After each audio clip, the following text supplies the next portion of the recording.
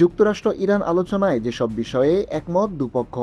সুইজারল্যান্ডে যুক্তরাষ্ট্র ও ইরানের উচ্চ পর্যায়ের আলোচনা শেষ হয়েছে।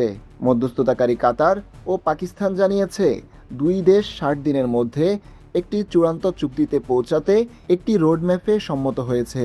হরমুজ প্রণালী নিয়ে উত্তেজনা এবং প্রেসিডেন্ট ডোনাল্ড ট্রাম্পের হুমকির মধ্যেই এই বৈঠক অনুষ্ঠিত হয়।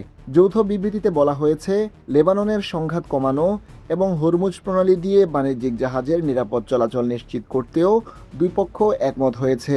এদিকে ইরান জানিয়েছে, তেল রপ্তানি, জব্দকৃত সম্পদ অবমুক্তি এবং অর্থনৈতিক সহযোগিতার বিষয়েও ইতিবাচক অগ্রগতি হয়েছে। আগামী কয়েকদিন বিশেষজ্ঞ পর্যায়ের আলোচনা চলবে। এখন দেখার বিষয়, এই আলোচনা শেষ পর্যন্ত একটি বড় সমঝোতায় রূপ নেয় কিনা।